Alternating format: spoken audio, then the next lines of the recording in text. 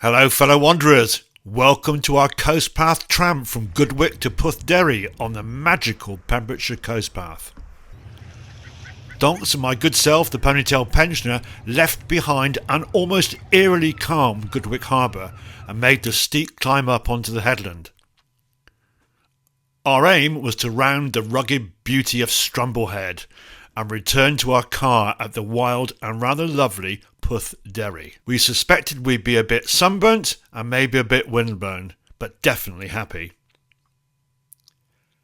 Along the way we walked across 400 million year old rocks at Pen Anglas. We imagined cannon fire and confusion during the French invasion of 1797, and we were utterly spellbound by the lighthouse at Strumblehead. Come along with us, we've got history, geology, even some poetry.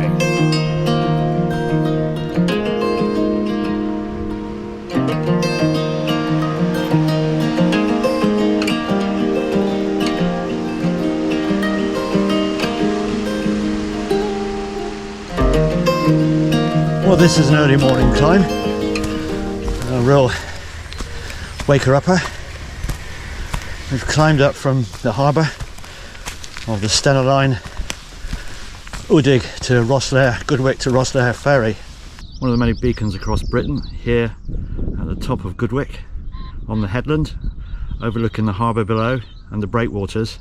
And this one is sponsored, would you believe it, by British Gas.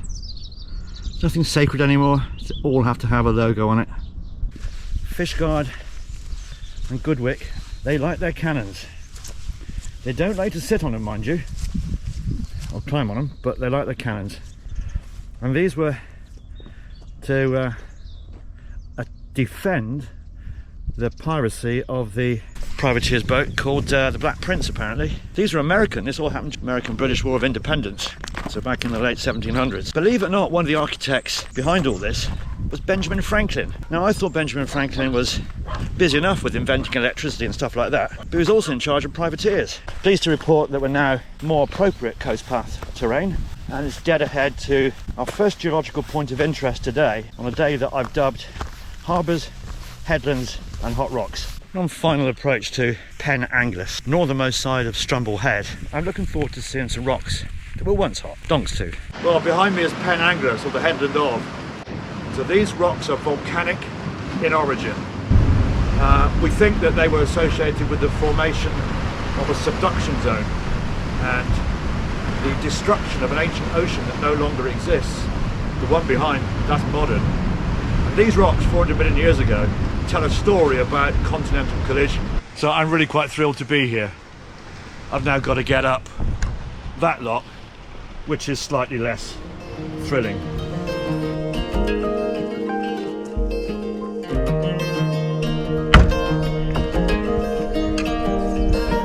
Mile 84.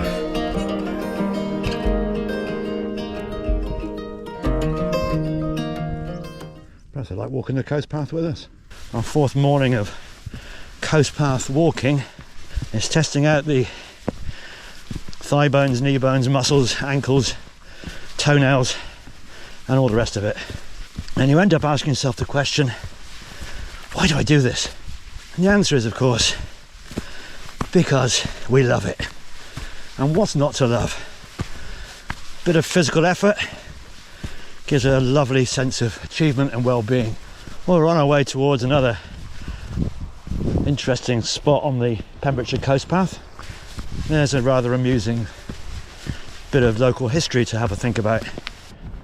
1,400 French soldiers, many of whom were ex-convicts, landed at Carragwastad under the command of an American, William Tate.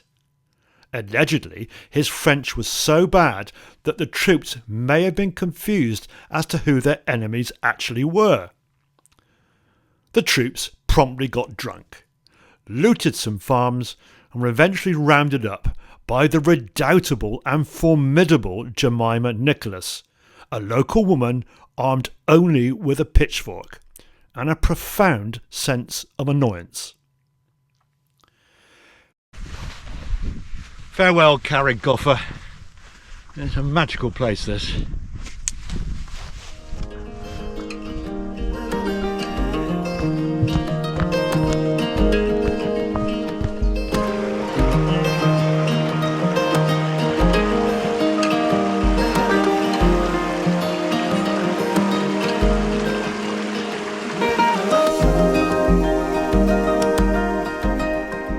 The lowermost part of the cliffs are eroded away by the sea and they're much steeper. But what's revealed is this splendidly gnarly rock, 400 or so million years old. How about that? And here it is. We've reached our ton. We've styled it to Style 100. Marvellous. There's some scallywags stolen the little plate that says 100 on it. Yep. The right direction is with the sea on your right hand side, because that's how they've numbered the styles. Correct. Styles. I agree. I agree.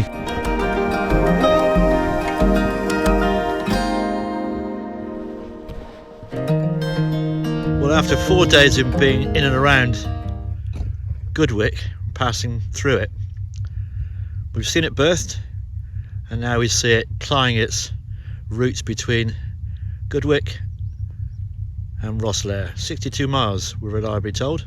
Well, a lighthouse of striking beauty in this wild, remote and gnarly landscape of ancient rock and rocky islands. Rather majestic, we both thought. Well, that's what we've got left, 3 miles.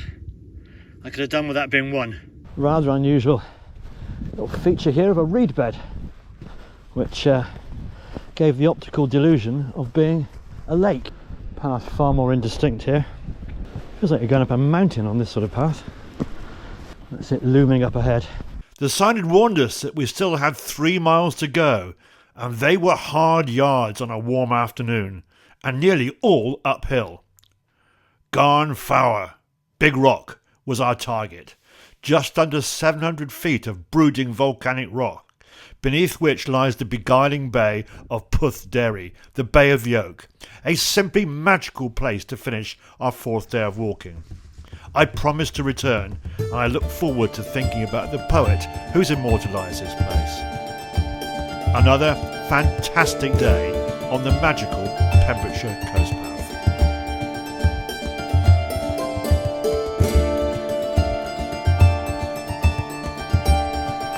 Thank you for keeping me company, it means a lot.